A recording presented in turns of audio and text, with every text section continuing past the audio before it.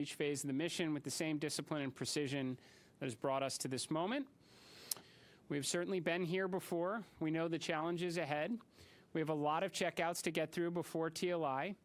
And when, if all goes well, everything is go, Artemis II will be moonbound. You have our commitment to keep the public as informed as possible on this historic mission. And we will celebrate when this crew, we will hold our celebration until this crew is under parachutes and splashes down off the west coast of the United States. Thank you. So with that, we will open this up to questions, and we will start here in the room if we have any takers. We'll start right up here. Congratulations to all of you on a successful launch so far. My name is Jim Siegel. I'm with Florida Media Now.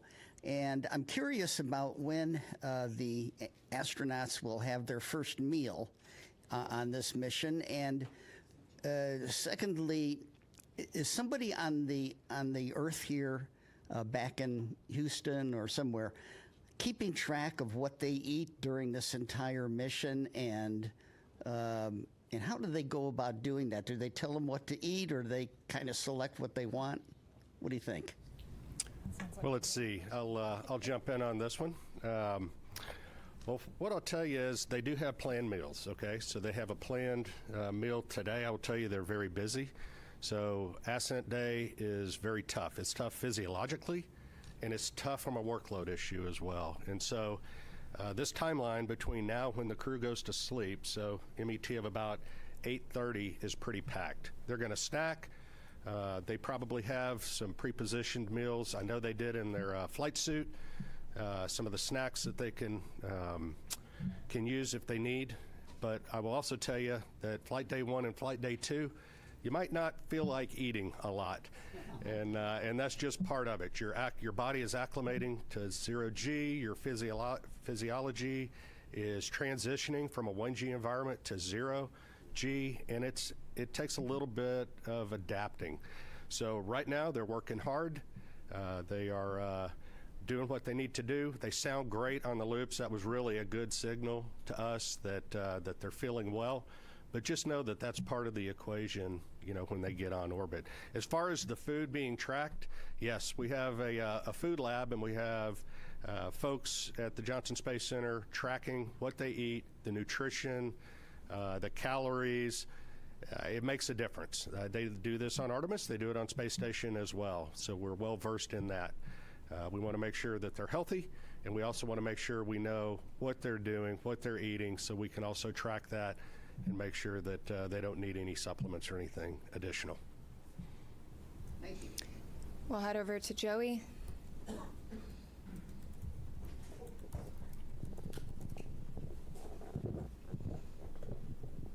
Thanks, guys, and congrats on a clean launch so far. Jared, or whoever wants to answer, how were you able to resolve the communications issue, and do you have any guesses as to what might have caused that? And was there any part of the mission so far that appeared off nominal, or is everything looking good? Just curious to hear how things are going on that. Thanks.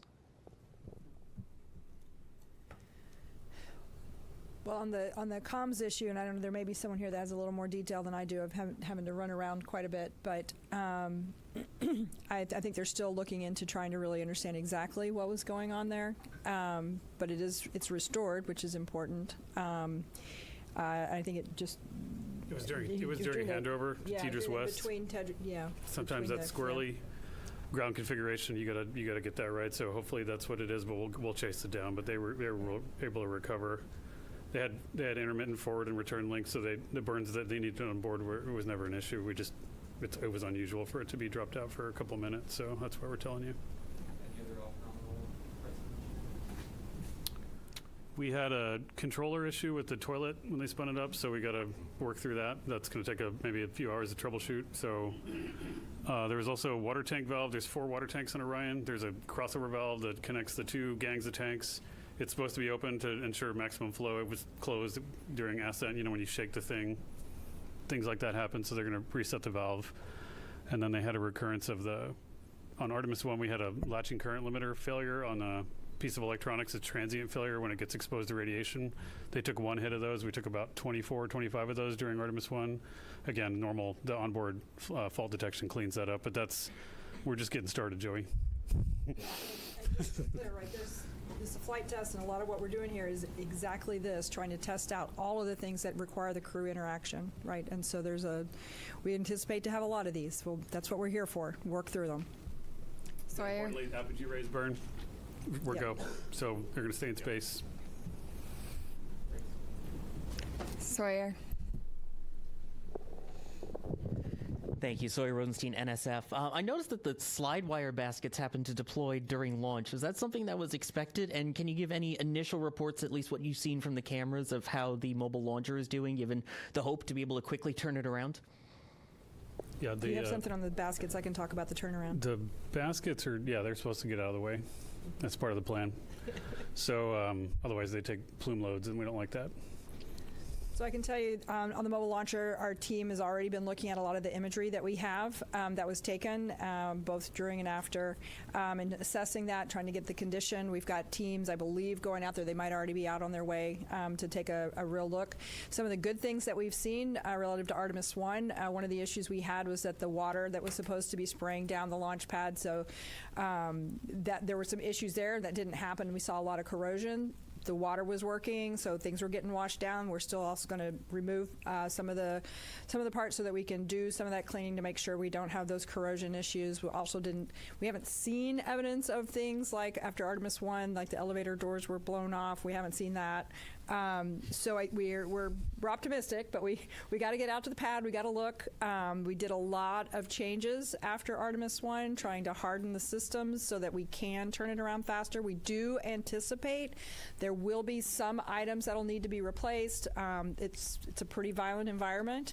But we're hopeful that that's minimized, and as soon as we have more information on that, we'll definitely let you guys know where we stand and how quickly we think we can get it turned around. Thanks. Lauren.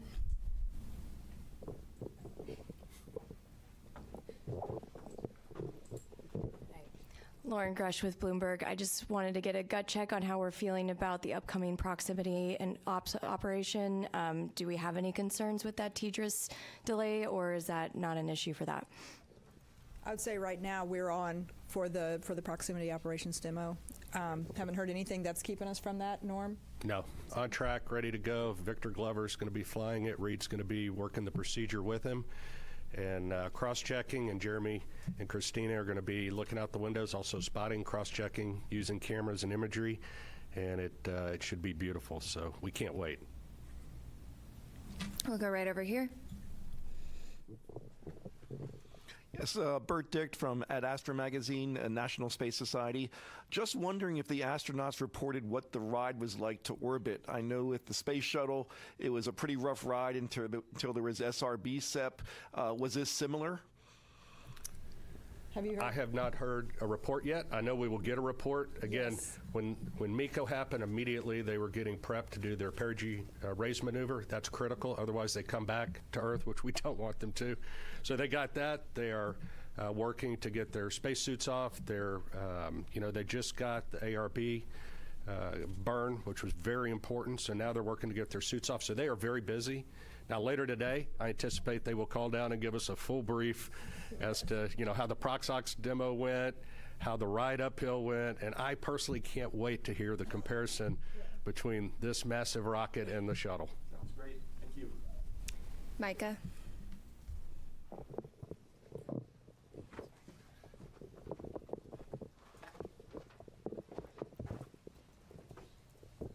Thanks, Bethany. Micah Maidenberg, Wall Street Journal. Maybe for the administrator, I'd like to ask you, I know we're early on here, how you're thinking about success for this mission, defining success, a lot of tests ahead, and just what happens if you don't kind of meet that standard as the flight unfolds. Thanks so much. Well, I mean, to me, success is undershoots and in the water safely after a 10-day mission duration, so no early off ramps there.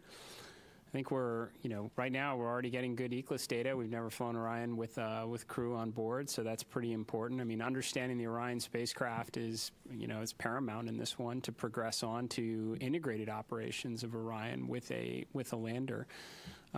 Every day we're getting data. It says, it was mentioned from the get-go, this is a test mission for sure. No crew have ever ridden this before. We'll keep gathering data over the next 10 days. We'll share updates, but we'll call a success when they're in the water safely, and we'll start working on the next mission. Jackie. Hi, right here. Sorry if I missed it. I just wanted to check in on the status of the perigee and apogee burns. Are those both finished at this point? And then I also wanted to check how the best way to explain to the audience why we're doing that apogee raise maneuver and why we go into that high Earth orbit. Thanks so much. Do you want to take that? I mean, I can certainly say we've completed the perigee raise maneuver. That was done pretty quickly, as you heard, and the apogee raise burn should have already happened. That should have been happening while we sat here. They were getting ready as we were walking in. And then if you want to talk maybe about the rest. So we go into a high Earth orbit. Roughly, the perigee is about 1,000 nautical miles, rough, give or take, of the Earth, 25,000. So it's pretty elliptical.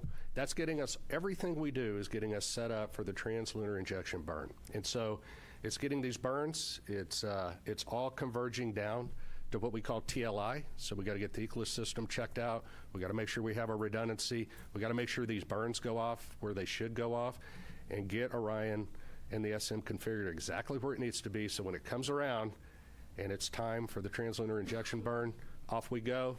And that takes us really, that puts us outbound to the moon. That's a real big commit point. And so you'll be hearing more about that tomorrow. You might mention it not only sends us outbound to the moon, but it also sets us up for the gravity assist that brings us back. So we are set all the way. Yes. Once we make that burn. Go right back here. Hi, TJ Mosquera with the Epoch Times. Thank you all so much. Something that hasn't been really talked about is that the Space Launch System predates the Artemis program, going all the way back to 2011. So 15 years really invested in this. And just how does it feel to finally see it launch with the human crew on board? Yeah, I mean, right now, like I said, we're focused on the next 10 days. But I mean, I'll tell you, I'm incredibly proud of the folks that worked on this machine for as long as they did. And one thing we didn't talk about earlier was, one of the big objectives is getting the organization and getting our qualification standards and getting our certification rigor up to the standard for crewed flight. That's a big, even though the mission is a complicated mission, moving the entire organization to a mindset of thinking about risk in the right way to fly crew is a big deal. And making sure that the way we've gotten the machine configured to fly crew with the resilience and the reliability we care about is also a big deal. So it takes time. I mean, we got a lot in front of us, but I mean, it's for the guys that were out there, there's a big celebration in launch control for the rocket guys. The rocket guys can go out and play now, but the spacecraft guys got a lot of homework. So they're going to go work on that. But yeah, for them, I could see it on their faces. Jeff.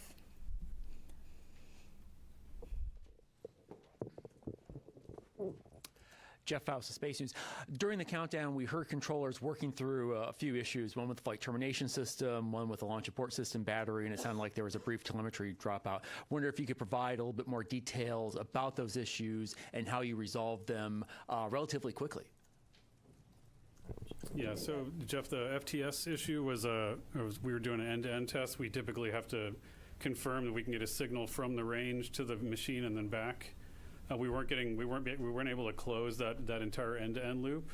But the guys at the range, they were really quick on their feet. They swapped to a different range receiver, which is a slightly different heritage, but has the same fundamental algorithms on it, and they were able to switch over to that and able to confirm a good end-to-end signal, which is really clever.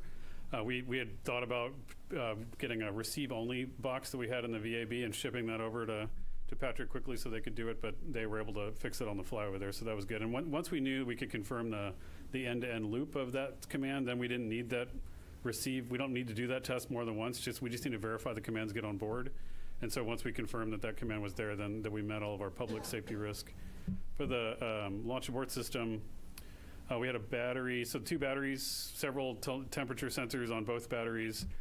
We had one poke out of family. We want to make sure all of them are tracking within certain limits, but we could confirm, given the locations of the temperature sensors, where they are on the battery itself, that the reading was instrumentation, because there wasn't a credible physics-based explanation for why that sensor would be that far high. It was an order of magnitude off scale high from the rest, and so we were able to quickly vote that sensor out.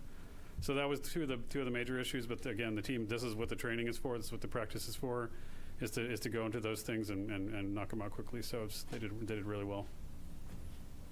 We'll go right over here. I noticed there was a lack of public address announcing outside, and there was a lot of going back and forth when we realized there were some issues, and we had to go back inside to find out, or we had to have our phones. Why was there no public address system available with loudspeakers outside? I'm not sure what you're referring to. We're not sure what issue you're talking about the public address. Okay.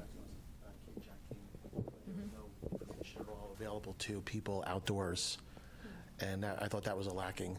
Which We'll take a look into that. We'll definitely look into that. I wasn't aware that happened. So thank you for that information. That's new, and we'll definitely look into it. We'll go right back here.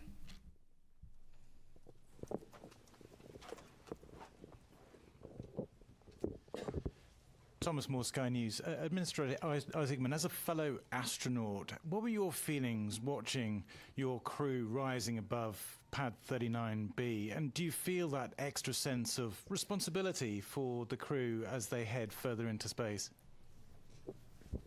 I certainly felt that it would be, just from, I guess, my perspective in it, that, I don't know, it is far less stressful to be strapped into the rocket than to be responsible for it here on Earth. So I definitely had those feelings quite a bit. But, you derive a lot of confidence from the process that leads up to this moment. I mean, literally the army of people that came together across NASA, all our contractors, all our partners to prepare for this, every step that leads up to it. This is what I, was really honestly going through my mind through it, is all the testing that goes into it, the integrated testing, the flight readiness review, everything that goes into a flight readiness review. Not to mention you have a truly exceptional crew up there that have been training for years on this. That gives you the confidence to undertake this mission, especially knowing the implications that it is part of a much bigger program. This is America and our partners' return to the moon, and we're trying to do it this time to stay. So, incredibly important mission. Certainly felt the pressure of it, but it was relieved, based on the confidence we have in the team here at NASA and everyone who contributes to it. Thank you for the question. We'll come right up here.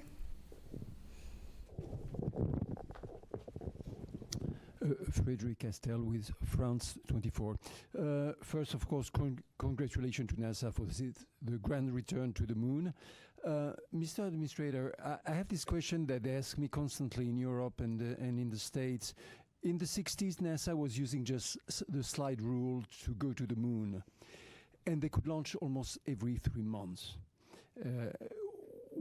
Of course, they had more money probably, but what happened in 50 years? Why is it so difficult to make it again? What has changed? Thank you. Well, for sure, we knew. Look, it's a very fair question. I know a lot of people ask it, not just in your country, but here in the United States. Certainly, financial resources are part of the equation. NASA's budget, if I recall, was somewhere between 4 and 4.5% of the discretionary budget during the space race. About a quarter percentage of that today. And I mean, to be very honest with you, I think competition is a factor in this as well.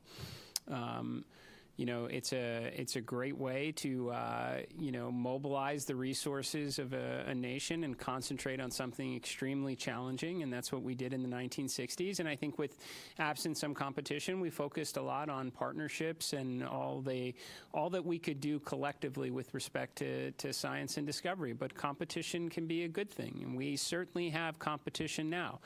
I think that's why you're seeing us start to concentrate our resources back to the objective, and do it with a great coalition across the NASA workforce, our contractors, all our partners that have come together, our stakeholders in Congress and the administration who came here to witness this launch, is because they know we have competition, and this one's going to be close. And I think as a result, you're going to see a lot more progress, more so than you have in the, since when this was originally conceived under Constellation. We're going to get back into the business of launching rockets on a regular cadence, and we're going to bring the world along with us. So.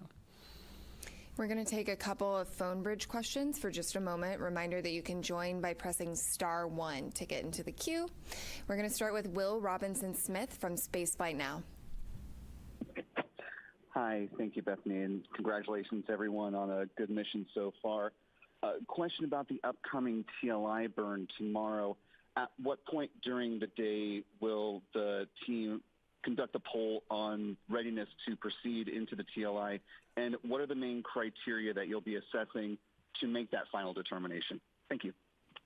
Okay, well, the TLI burn actually happens about the time that launch happens, so it's one day into the mission. So tomorrow, Eastern time, would be about 6:35-ish.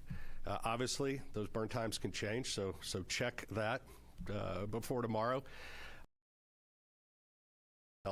We're looking to make sure that the life support systems work, that the vehicle's healthy, the life support systems have been checked out, they're ready to go.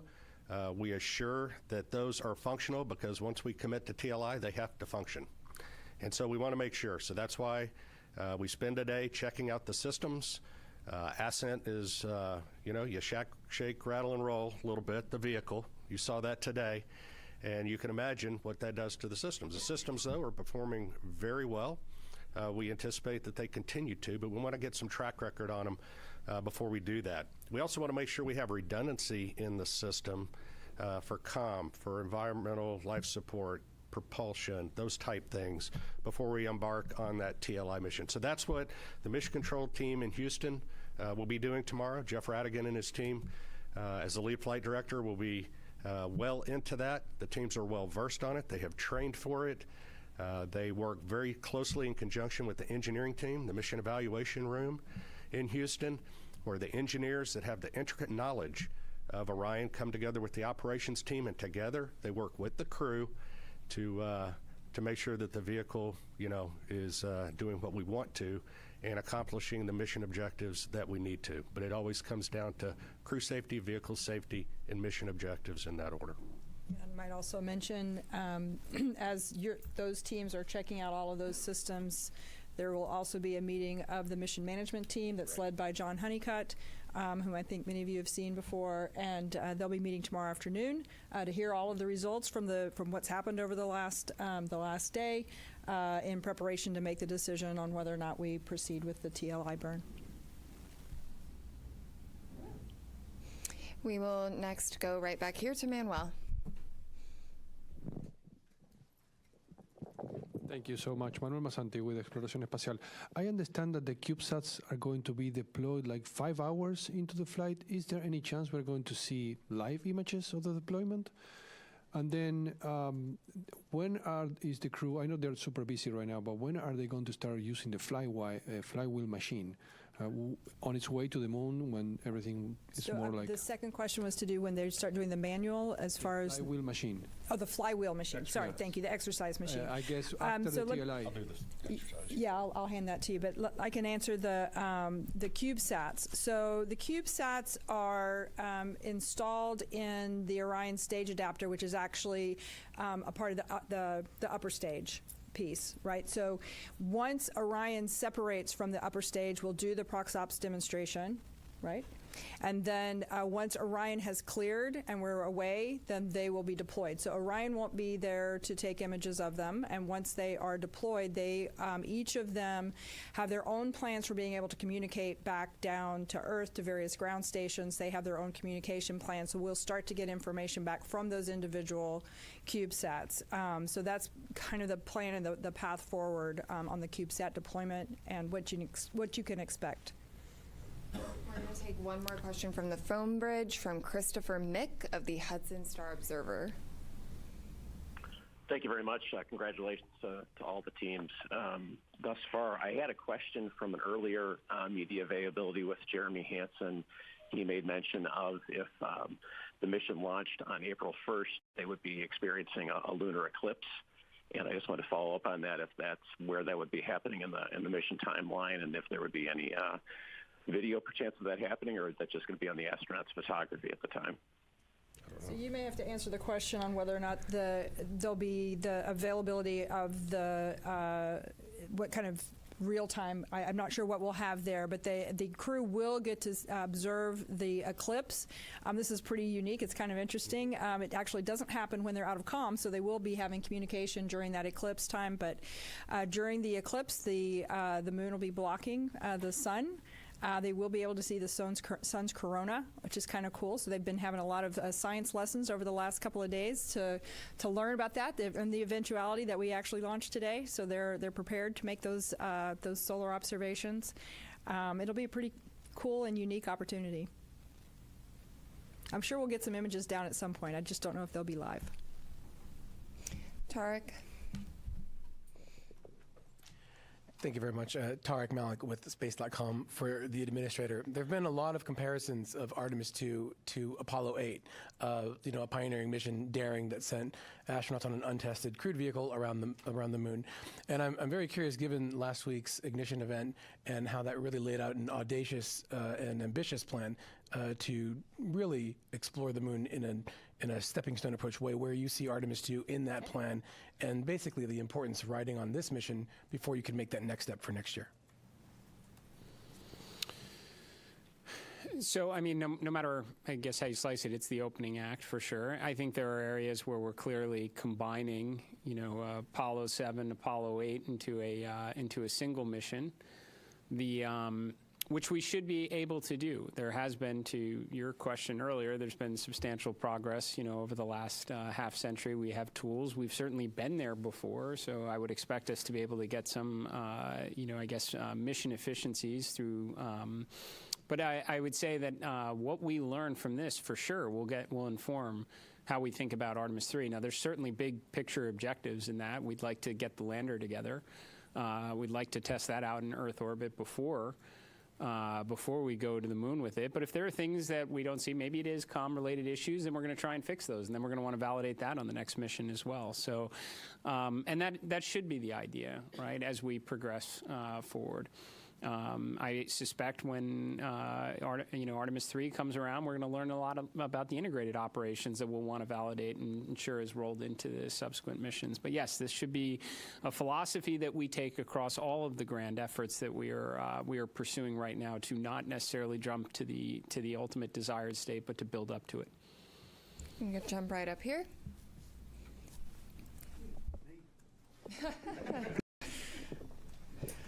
Hi, Richard Hollingham, BBC Future. Related to Apollo 8 in a way, really. I just wondered what plans had gone into a new Earthrise image. A lot has gone into the aspirational nature of this mission. Have you a plan? I assume you have a plan. What is the plan? Oh, go ahead. I do know that the teams have been looking at what the opportunities might look like. They've looked at the different launch dates, and so I know that they're really going to try to make that happen. I can't give you a confirmation on that yet, but stay tuned.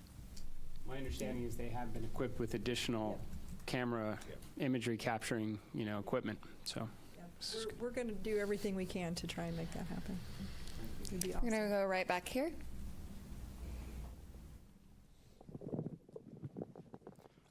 Thank you. I'm from a Japanese news agency, Kyodo News. My question is to the administrator. The United States and China are competing over moon development. What significance does today's launch have for the U.S. and NASA? Thank you. Well, it's certainly an incredibly important step. I mean, this is the first crewed mission into this environment in more than a half century on a rocket that has never flown human beings before, along with a spacecraft. So it's incredibly important because we're going to learn an awful lot from this to inform subsequent missions. So yes, this is the beginning. I can tell you, having had an opportunity to speak with the Artemis II crew after the State of the Union address, we talked a lot about what we wound up sharing with the world at the Ignition event about adding additional missions, accelerating production, building out a moon base. I think it was very energizing for the crew because they knew that they were, this is a risky mission for sure. Any type of new test flight mission going in this environment is going to be challenging, and they knew it was building up to something bigger. And I think that it was very helpful for them in that regard. So, and certainly it was very helpful for me to hear their feedback as well. I would suspect a point or two wound up in the Ignition event from them. So, we're going to go back here to the white shirt. Thanks, Denise Chow with NBC News. I think for Lori or Norm, I'm curious what you anticipate could be some of the biggest challenges over the next few days, whether that's from a spacecraft or system standpoint or crew workload. I'll jump in. Flight day 1 from a crew workload is pretty tough. Between now and TLI, we're working the crew really hard. In fact, when they go to sleep tonight, they're woken up in the middle of their sleep to do the perigee raise burn, and so their sleep's disrupted. They're hitting on all cylinders. They may not be feeling well. On top of that, so we know that flight day 1 and flight day 2 up to TLI is really good. We know it drops off then, and so going into this, we trained for that. We did simulations for this. We put the crew in exactly that state. Now, they weren't on orbit. They probably were feeling great. But we got a good gauge, hey, are we working them too hard? And the mission control team is great because they're watching the crew constantly. They're watching their performance. And we also have a crew that's very good at saying, hey, enough's enough. And so together, we will make certain that we're doing everything in the best interest of meeting the mission objectives. Making sure that we're not working the crew so hard that, they make mistakes or something of that nature. And again, we work as a collective team going forward. So this is our best opportunity, and they may add more stuff to the timeline before it's all done, and they may take some stuff out if we need to, but we adjust all the time on those things. So that's leading up to TLI, that's probably one of the bigger challenges, making sure we get those done. I'm going to go right up here. Hi, Robert Perlman with CollectSpace.com. For the administrator, you mentioned the 53-year hiatus, and in that time, now most of the world's population wasn't alive for Apollo, like I think you and me. And I wonder if you have a sense of, if even this early in the mission, that this has captured the imagination of those people that have never seen anyone go to the moon before, on a world level, on a national level, and how important is it to NASA to capture that support from the public? Yeah, I've said it many times. I absolutely, I think it's foundational for what we do here at NASA to inspire. It should be a component of every one of our missions. I've talked about, I think after Artemis II, you're going to have more kids that are going to dress up as astronauts for Halloween. We want to inspire and create interest in the next generation to grow up and contribute to this endeavor. Now, how have we done so far in captivating the world's interest in America's return to the moon? I don't know. You have to tell me. We've been rather busy the last couple hours. I would say, and I felt this way going into it, that when we got down to T0, a lot of people would be paying attention. I suspect when some of the imagery starts to maybe come back from the moon, that's gonna further bring people into this story. Right, and then we bring them home safely, and we start preparing for, again, the next chapter in the story. So, I think inspiration is extremely important. I think people, despite some of the commentary up to now, how many people really know we're going around the moon? I'm willing to bet right now a lot of people do, and I think we'll only draw in their interest further as the mission proceeds. I'm gonna go right here.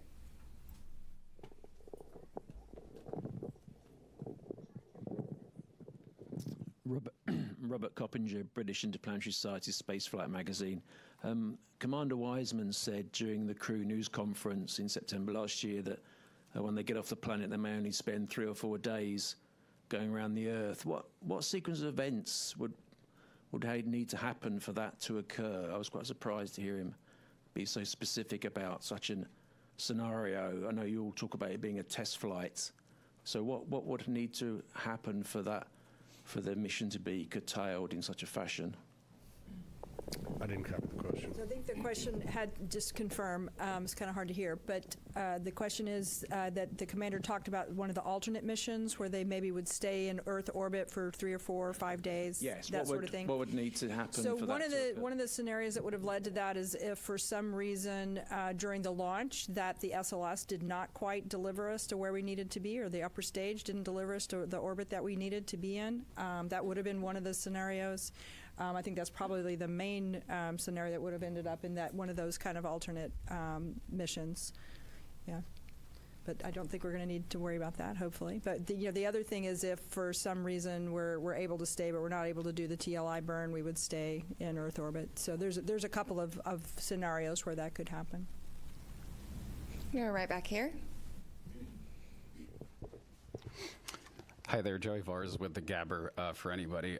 In the weeks leading up to the launch, we were talking about some of the distance records and altitude records and speed records that would be achieved that were contingent on the specific day and time of launch. I was wondering if we had a better concept of what those might be now that we are successfully off the ground. Thank you. Norm has that data for you. Well, based on the predicts right now, assuming all the burns go as planned and the timeline is executed as we think it's going to be, it'll be on flight day 6. At an MET of about, 18 hours, 18 and a half hours. And again, check that as we get closer because burn durations and things like that matter. But that's where we will exceed or beat the Apollo distance record, or at least that's where we believe that's going to happen. So that'll be an exciting day, and we'll stand by to see what transpires. You're right here. Hi, I'm Hanju Yang from Kookmin Daily in South Korea. And first of all, congratulations on today's successful launch. And my question is for administrator. And this mission also carried a Korean satellite on board. From your perspective, why does a crewed lunar mission like Artemis II matter not just for United States, but for the global community? I think we say often that when we undertake these type of endeavors, we never go alone. We go with our international partners. We have a Canadian Space Agency astronaut that's on board this mission. We are carrying a lot of CubeSats from our Artemis Accords partners, and we are going to continue to do this going forward. JAXA is contributing a pressurized rover, a major contribution to our efforts of having an enduring presence on the lunar surface itself. The Italian Space Agency, just a few days ago, we signed a memorandum of understanding for a habitation module on the surface of the moon, a component of the moon base. And to be honest, it was also a key component to the ignition event from last week. Half of the Artemis Accord partners were present. We spent a good portion of the second day talking together, recognizing that some of our partners can make contributions like a pressurized rover or a habitation module, and many others are going to work with their academic institutions and universities for science instruments that could wind up on the Phase 1 component to the moon base itself. So, or interesting tech demonstrations. This is something that NASA is extremely proud of, and will continue to do so as we continue to press forward under this program. So. We're going to do last question here. I'm going to go over to you in the back. It's Paul Brinkman, Aerospace America. Can you just talk a little bit about the propellant loading this morning? Was it flawless? Were there any leaks detected? Was it a repeat of the wet dress rehearsal? Did you learn anything? Yeah, go ahead. I think it went extremely well. What I heard this morning, and Amit may have an update from later, but some of the leaks that we'd seen of the hydrogen during the tanking for For the hydrogen, we saw leaks below 1%, which was significantly lower. Again, the seals that we replaced seemed to perform extremely well. We did a pressure test kind of partway through, and the leak went up to about 1.4%. Still, well within the constraints, which 16% is the bound that we have. So I think it performed extremely well. We actually, I think, finished the tanking early. From what I understood, so I think it went extremely well. So again, the seals that we had replaced out at the pad after wet dress number 1, I think that was proved to be very successful. And with that, thank you all for coming out and covering humanity's return to the moon. Stay tuned for updates on NASA's social channels, including our continuous coverage on YouTube and NASA Plus. Go Artemis! Thank you.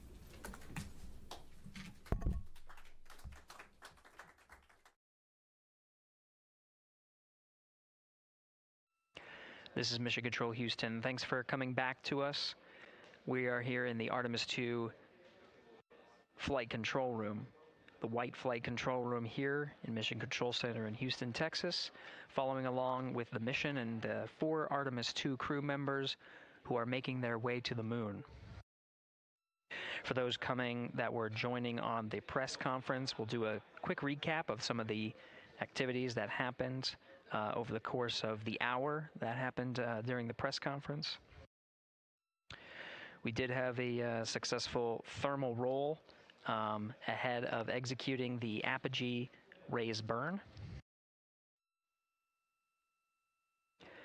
The apogee raise burn occurred with an updated time of MET 1 hour, 46 minutes, and 7 seconds.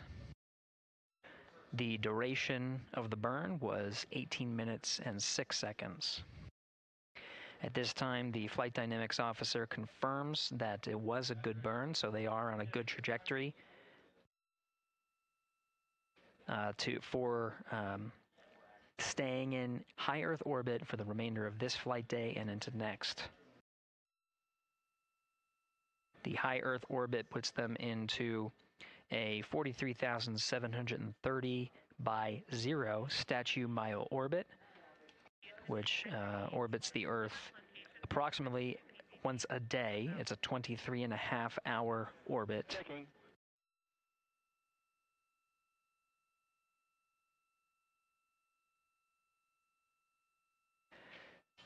At this point, the crew is working through a number of steps to prepare for their first day in orbit, their first night. They have a number of activities coming up, including the proximity operations demonstration, where Integrity will separate from the second stage. Integrity, those PCDs are located in Foxtrot 3 large.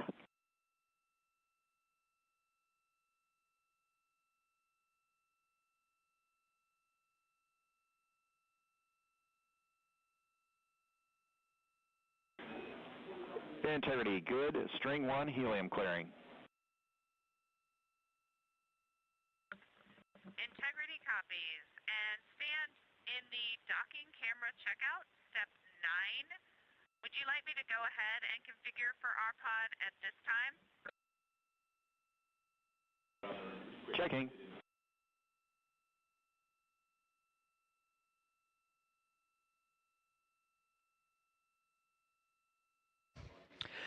Continuing the recap, starting with the current discussion where Integrity is now beginning a thermal roll. And Integrity for docking cam, yes, please configure for our pod.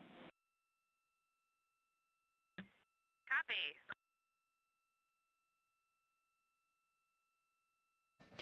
Mission Specialist Christina Cook is setting up the docking camera ahead of the proximity operations demo for later today.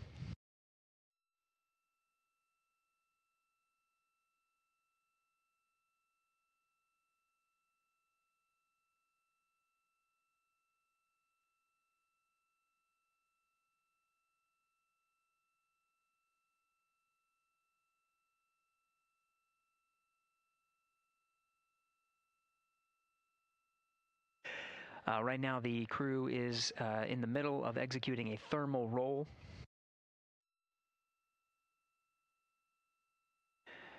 This procedure allows for more even distribution of heating on the interim cryogenic propulsion stage, as well as the Integrity spacecraft.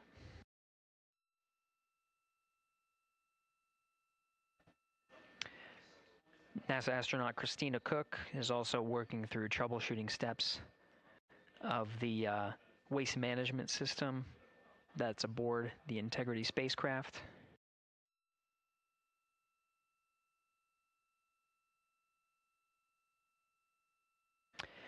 The toilet fan is reported to be jammed. Now the ground teams are coming up with instructions on how to get into the fan and clear that area to revive the toilet for the mission. In the meantime, they're getting their contingency, their backup waste management capabilities, specifically for urine. The fecal collection of the toilet, that specific capability can still be used with the waste management system aboard Orion.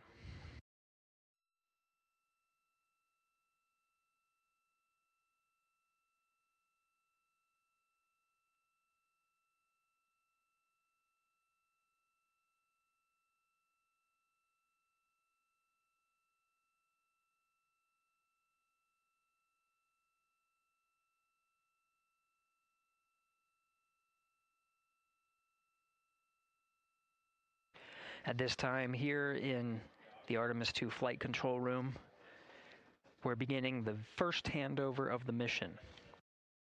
The ascent teams, led by Flight Director Judd Freeling, are handing over to the Orbit 1 shift. You can see Flight Director Jeff Radigan to the left of Freeling. Right now, he is the one conducting the handover with his team, getting a read on all of the activities they have upcoming for the rest of the day. Namely, the one in the near term is a proximity operations demonstration.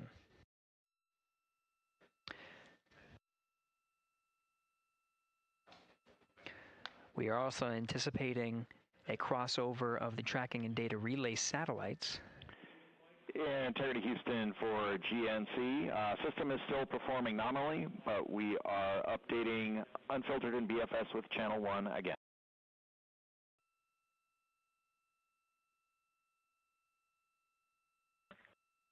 Integrity copies.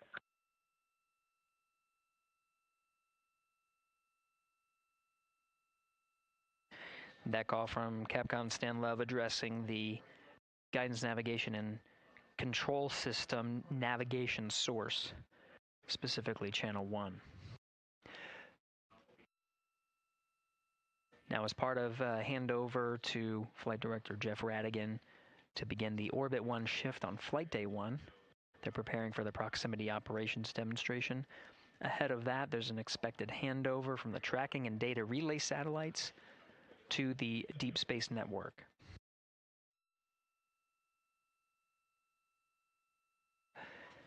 The successful execution of the apogee raise burn puts the crew in the high Earth orbit, which will take Integrity and its crew far from Earth, with the apogee being upwards of more than 43,000 miles. With the geosynchronous TDRS satellite network in a geosynchronous positioning around 23,000 miles, the crew of Integrity will pass the near-Earth network. With that, expected a little less than 24 minutes from now will be a transition from the TDRS to the Deep Space Network. The data rates gathered from the Deep Space Network may allow us to hop on board and get some first preliminary views of the crew prior to them being them needing to prioritize the proximity operations demonstration.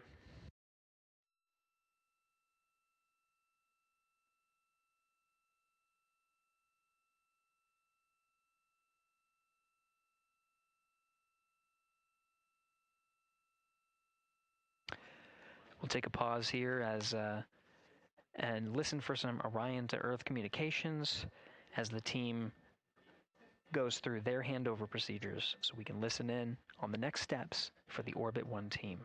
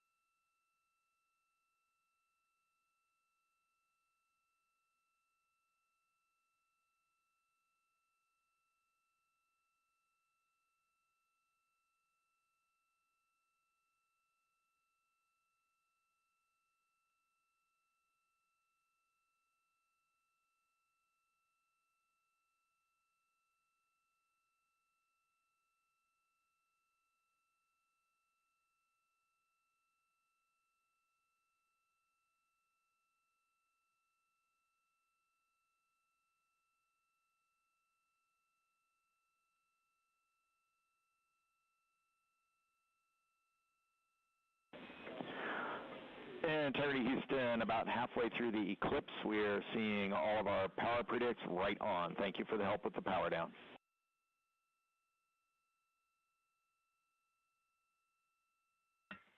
Integrity copies.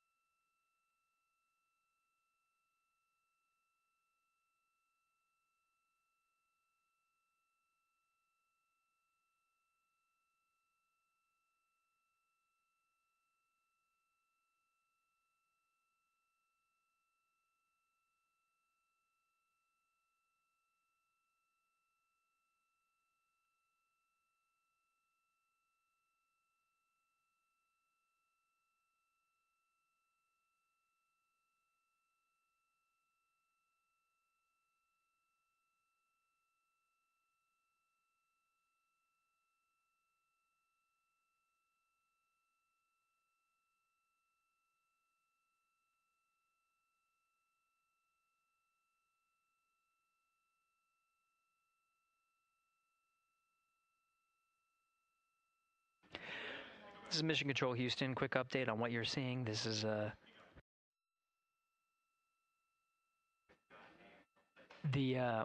this display is brought up onto the front screen by the control officer here in Mission Control Houston. It's called the Ascent PFD and is available at the first phases of flight.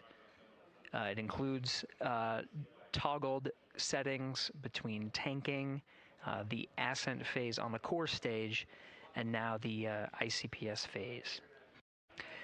As you can note from the display here, we're in a post-apogee raise burn coast. Right now the attitude for integrity is... Integrity Houston, 1 minute to string 2 helium clearing. Also, your PCL Rev 1 HEO deorbit burn plan is on board. That's in slot 2. The name is HEO D/O Rev 1. Copy helium clearing, and we see the burn plan. Thanks. Outstanding.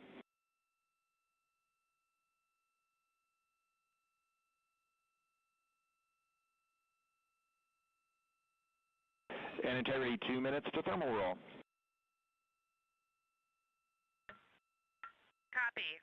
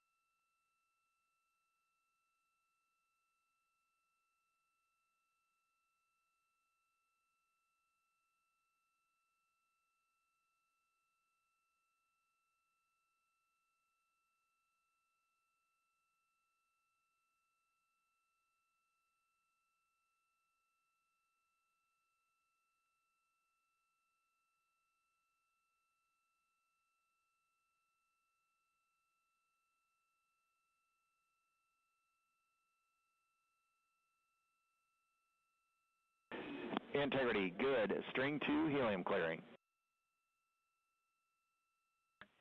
Integrity copies, and I've got some AGA readings for you, Stan, when you're ready. Jeremy, also thermal roll is complete. Jeremy, go ahead with your AGA numbers. Okay, Stan, everything is off scale low, and then CO2 is 3.7. O2 is 18.5. Temperature, temperature 70.3, and pressure is 14.65. We copy all those numbers. Thank you.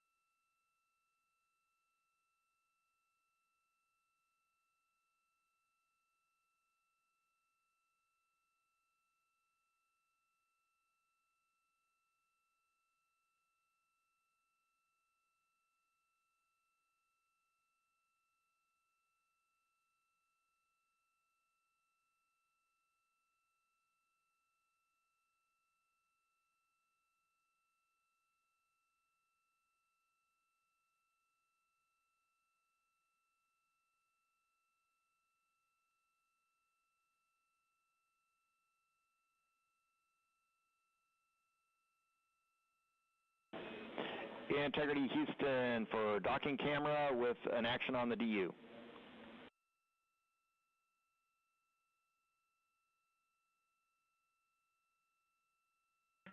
Go. For the docking cam, we see exposure set to 1 instead of 3. We think that'll be too dark. You can set that back to 3 on rpod.doccam, edge key L4. Copy. Thank you.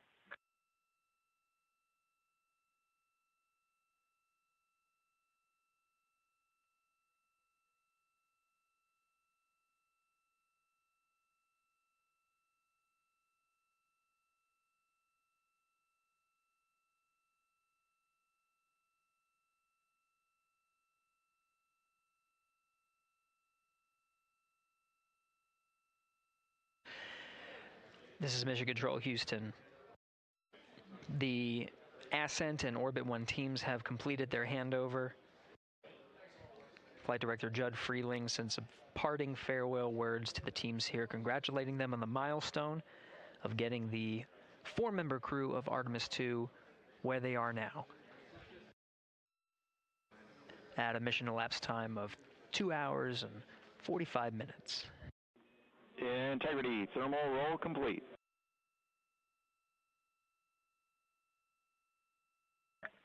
Integrity copies.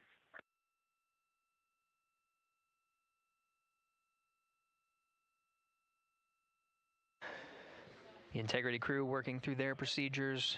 You heard thermal roll complete to allow for even heating on the outside of the spacecraft. We'll do this periodically throughout the flight. Right now, the teams here have, like I said, have successfully handed over. You've been hearing the voice of Capcom Stan Love for the Ascent shift. He'll be handing over to Capcom Amy Dill and Capcom and NASA astronaut Raja Chari.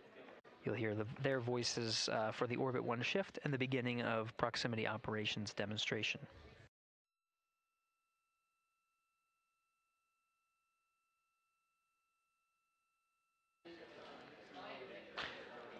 From here, Mission Control Houston, that will conclude the Ascent shift. We'll hand over here at the PAO console to your Orbit 1 commentator, Leah Cheshire Mustachio.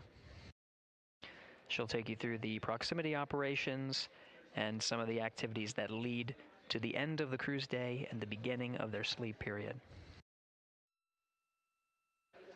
That's it for the Ascent team. This is Mission Control Houston.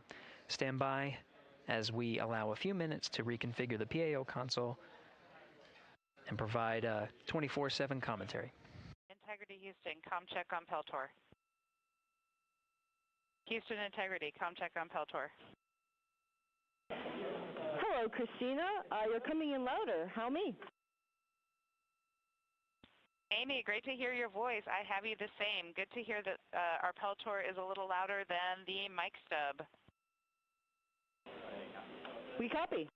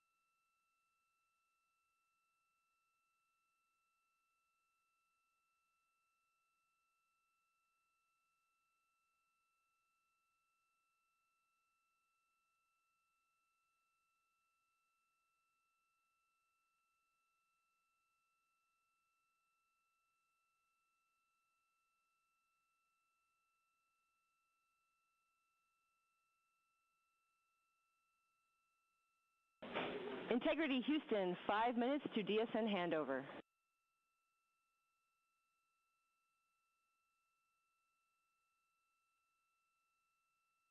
Integrity.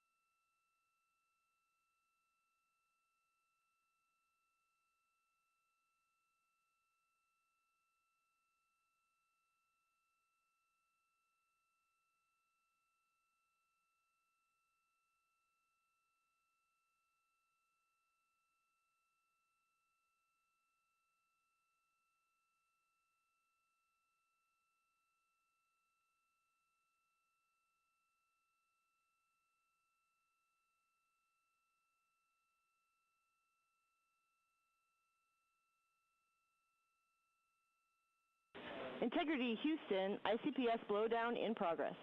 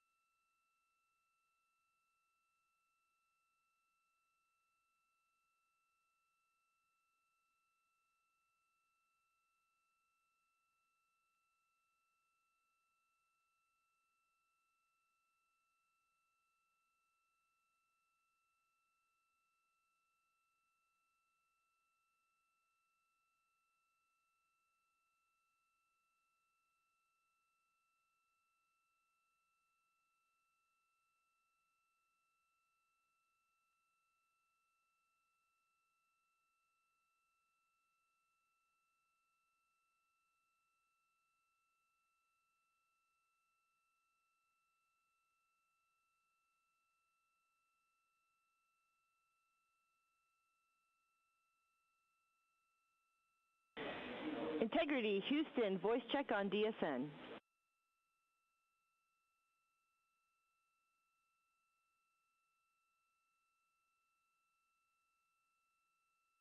Houston, Integrity has you loud and clear on DSN.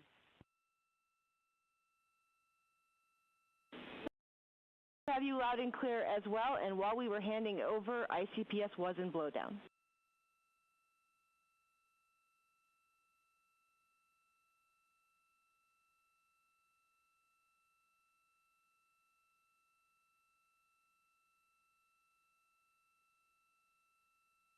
Copy all, and we have 2 GNC cautions on the board for right RHC. Let us know if you see them.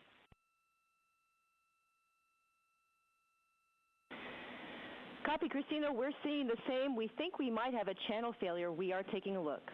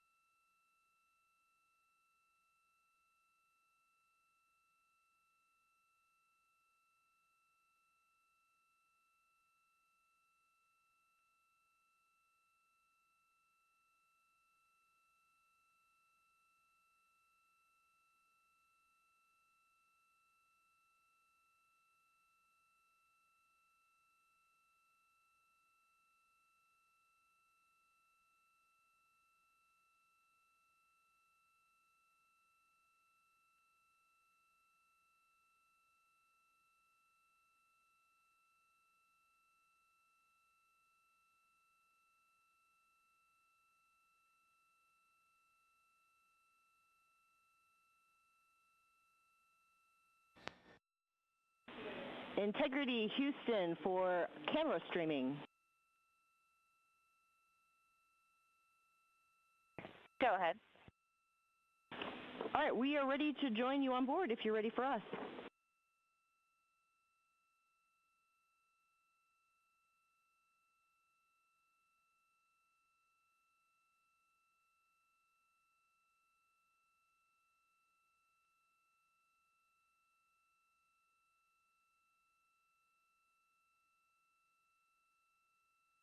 Houston, we are ready for you to come on board. Copy. We'll let you know when we join you.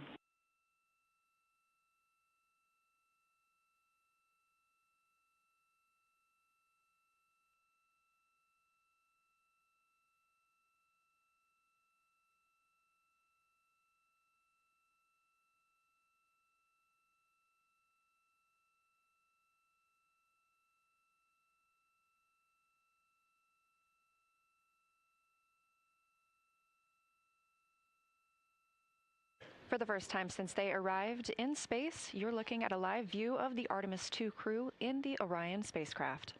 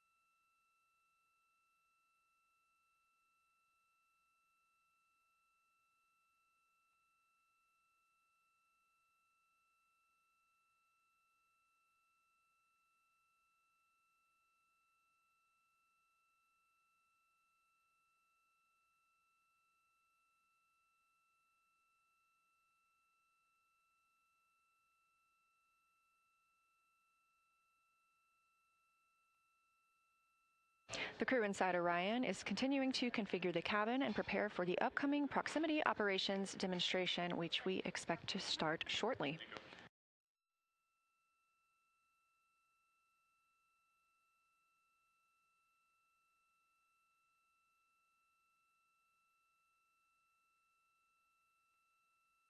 And as you can see, it's pretty dim in the cabin right now. The lights are dimmed as the vehicle is in an eclipse.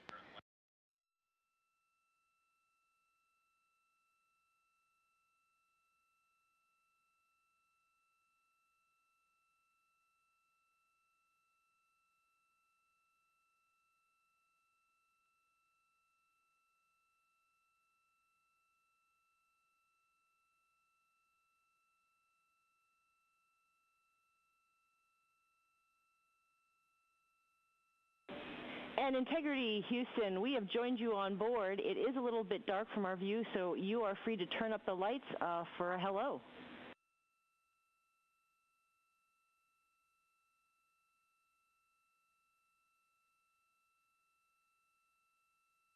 All right, Houston, I just want a quick comm check. Can you hear this transmission?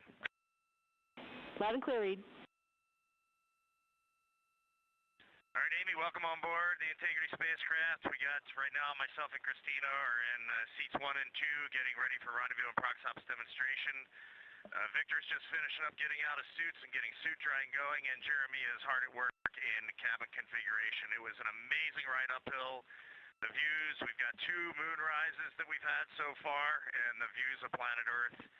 We've circled it completely, and we forgot how beautiful it is to look down on Earth. Wonderful, Reed. It's spectacular to see you all, and so far so good with the day.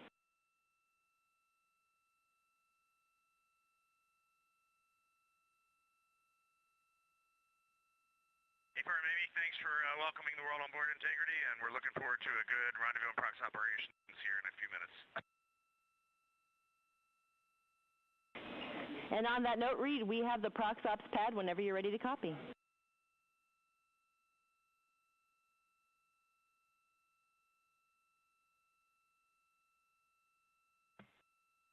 If you can give us about 2 minutes, we'll be ready to copy. Standing by.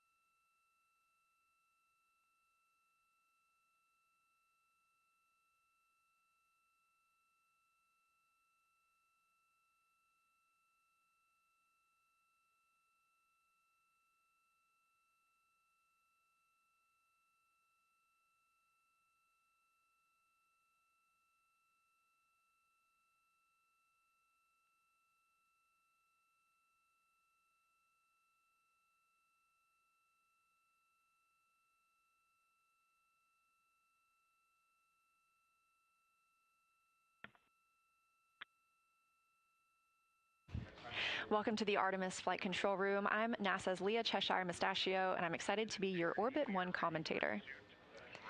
We're hearing some comms from the crew as they are preparing for their proximity operations demonstration. And we have just had, for the first time in over 50 years, humans join the Deep Space Network. Now, we're used to people being on the Near Space Network, the Tracking Data Relay Satellite System with the International Space Station. But again, first time in 50 years that we will have crew traveling far enough to be on that Deep Space Network. These are our first views of the... Integrity, we are ready for ProxOps pad. Integrity, all times MET. ICPS maneuver to SEP, attitude. 3 hours, 18 minutes, 34 seconds. ICPS SEP, 3 hours, 22 minutes, 24 seconds. ICPS thermal turn, 4 hours, 03 minutes, 34 seconds. Depart no later than 4 hours, 30 minutes, 37 seconds. USS-2 TIG, 4 hours, 50 minutes, 07 seconds. Mandatory burn. ICPS disposal burn, 5 hours, 00 minutes, 11 seconds. How copy?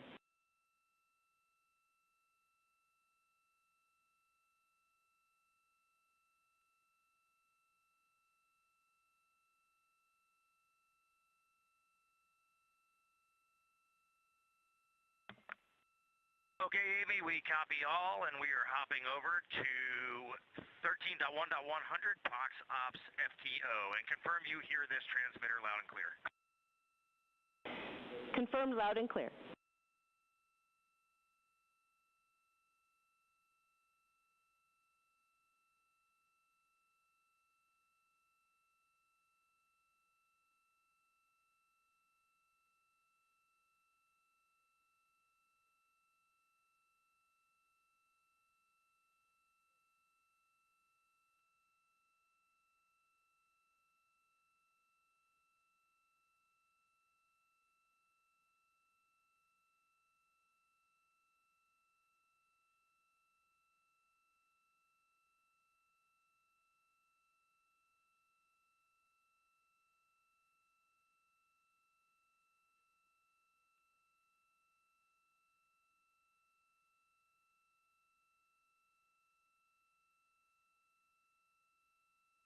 Mission Control Houston just polled go for the ProxOps demo. And the crew aboard Orion is starting to get into the configuration for that demo. Another live view here in Artemis Mission Control. So with proximity operations coming up, first we will look for separation from the interim cryogenic propulsion stage. That is the stage that propelled us in the perigee raise maneuver and the apogee raise burn. Amy, we have 20.8.101 post-BFS engage actions open on step 2.1, but we are taking no actions in that procedure. Moving on. Copy, and I have a story on the right RHC when you're ready to hear it.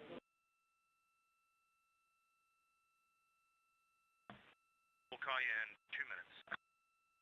Standing by.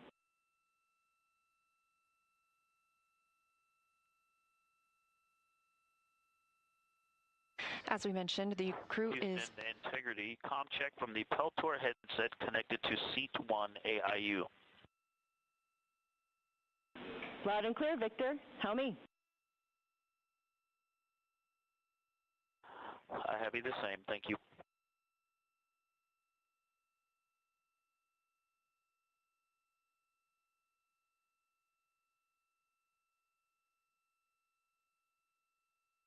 This view coming live from Orion, now just 3 hours and 10 minutes since liftoff today from Kennedy Space Center. As you have heard, Mission Control Houston is go for the crew to conduct the proximity operations demonstration. Again, we will see the separation of the interim cryogenic propulsion stage coming up first in just under 12 minutes. As we saw when we had video of the crew on board, Victor Glover has now moved to Seat 1. He launched in Seat 2. He has switched places with Reed Wiseman. He is going to be, Victor Glover will be commanding and piloting this portion of the mission. He'll be flying the vehicle, and he has let us know he is going to put the communication system on voice activation. So he's going to be speaking nearly continuously for the next approximately hour and a half so that the ground team can hear crew feedback on what it's like to fly Orion, how it's like the simulator here on Earth, and how it might be different.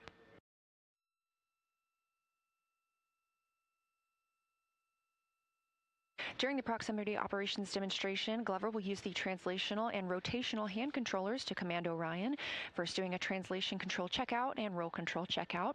He will get a read of Orion's roll, pitch, and yaw from this commanding. We'll hear calls about targets and degrees of width. There is no rangefinder available between Orion and the interim cryogenic propulsion stage, so this crew is using other data, like how big the upper stage looks outside of the window or through a camera. So the degrees that you'll hear him call out are the width of the target on the screen that he is monitoring. That screen is going to be fed by the docking camera that was set up after launch. The target that he'll be reading initially is the entire ICPS itself. We'll be about 100 meters or 300 feet away from the ICPS. Those degrees are going to be reported as greater on the screen because it's a larger target. Houston, can you just confirm that we have a gas introduction of some sort, nitrogen, I'm guessing? Checking.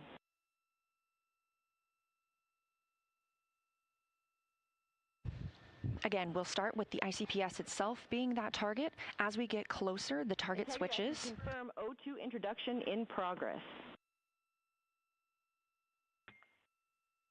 Integrity. As we get closer to the ICPS conducting these maneuvers, the target that they will be reading back switches to the docking targets that are on the interim cryogenic propulsion stage, as if we were going to fly in and dock. Of course, this is a practice, essentially, for our future Artemis missions in which we will be docking to a lunar lander. Once the initial checkouts are complete, the crew will get a go to move in toward that forward target on the ICPS. They're going to brake at 75 meters, and again at 30 meters.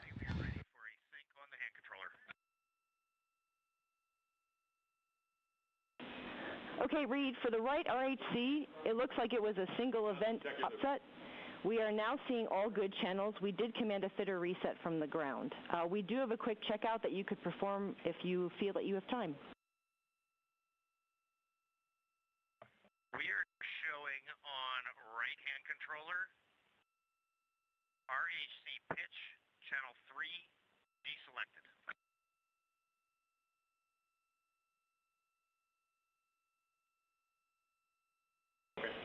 And we expect that. For the checkout, you're going to confirm CSS is not selected and then do a full deflection positive pitch, then negative pitch.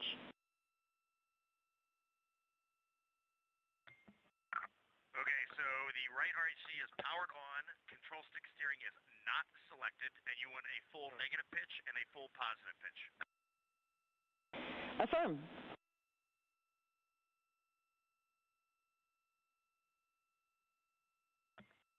From C2, right RHC, here is a full negative pitch. It is now 0, and here comes a full positive. Copy, we're following. Right RHC is back to neutral, still show pitch channel 3 deselected.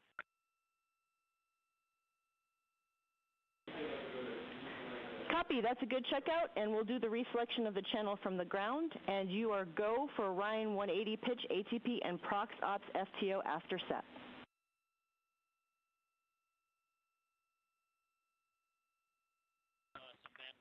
Outstanding. Picking up in step 1.3 at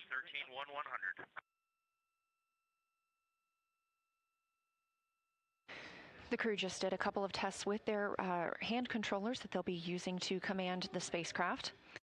Again, we expect to hear quite a lot of communication from them during this time period, so I'm going to front load you with a lot of information of what you can expect to hear. So initially, again, that target that they will be monitoring is the ICPS itself once we have undocked. And then as we move in closer, it becomes the docking target. The crew will fly all the way into 30 meters before, and they will brake at 75 meters, braking again at 30 meters, and then arrive and hold at 10 meters away from the interim cryogenic propulsion stage. Victor Glover is going to conduct an attitude alignment and then move into the precision translation test and then the precision rotation test. They are exactly as they sound. These are small movements while closer to the ICPS, like we would need to make if we were docking. Of course, again, this is essentially a practice for our future Artemis missions in which Orion will need to dock to a lunar lander.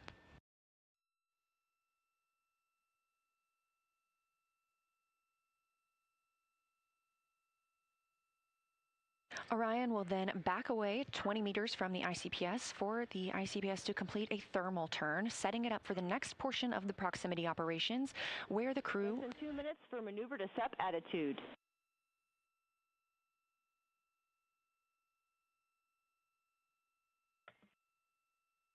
Integrity copies. Once that thermal turn is complete, the crew will approach the side docking target. Again, we're not docking today, but Glover will command Orion to hold at 15 meters from the ICPS. He'll then move into the precision translation test again, but this time with the side target, conducting multi-axis tests of Orion's yaw before maneuvering the spacecraft to its tail-to-sun configuration, which helps generate power through its solar arrays. Finally, the proximity operations demonstration will be complete, and Glover will initiate Orion's departure from the interim cryogenic propulsion stage. This is the upper stage separation burn and provides the separation we need between Orion and the ICPS. ICPS will then have its own deorbit burn over the Pacific Ocean following Orion's departure.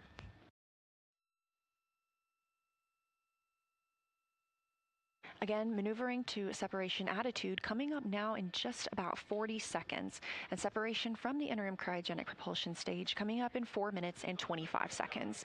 We are now 3 hours and 18 minutes since liftoff.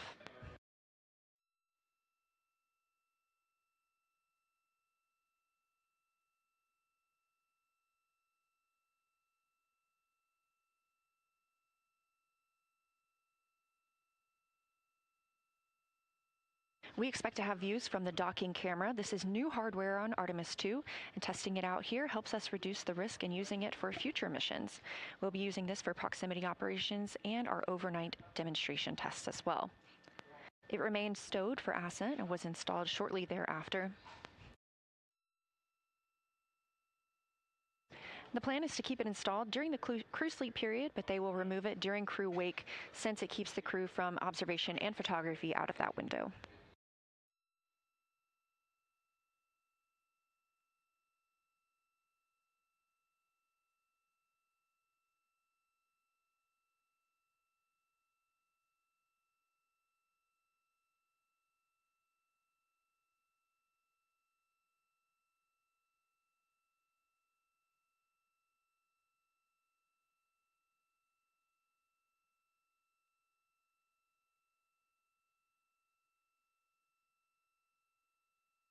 Houston, integrity Vox check from seat 1 on the Peltor headset.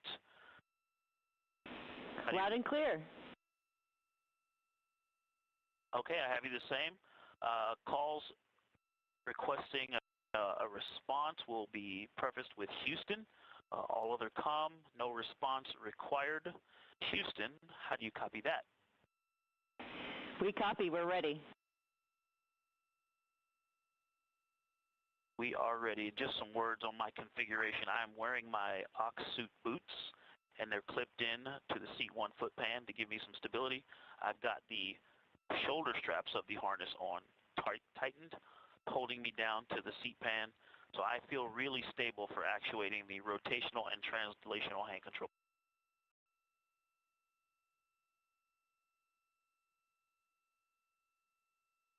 Glover letting the teams here on the ground know that he doesn't expect a response from them. We're currently ICPS. Next phase 245. Our next action is in about 2 minutes. Starting timers. Thank you for bright. Did we confirm with them about the power down? Or the sun is coming up.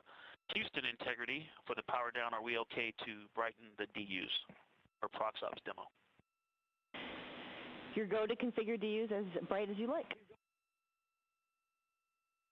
Integrity. Expecting ICPS separation coming up in about a minute and a half. Houston, ICPS maneuver complete. Good step attitude. Integrity copies. Reed shared just before launch. This is a crew activity. We will be hearing Victor's voice. But also the sun's coming up, so that could be it. Okay, about a minute until we start timers. Christina Cook is floating to Victor's left. She's in charge of the timing and procedural discipline. Jeremy Hansen. Roll this up now, just to have it for the. Hansen is floating to Reed's right, watching the ICPS, ready to call a back away if need be. Standing by for separation.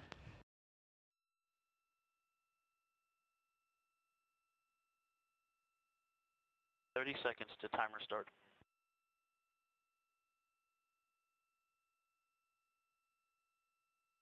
And that timer starts at separation. Command sent.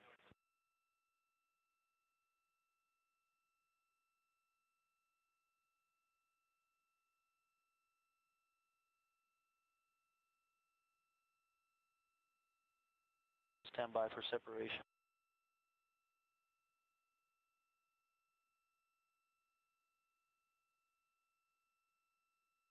Yeah, we have good separation, good motion. We are ATP go. Confirmation, separation from the interim cryogenic propulsion stage. Good motion.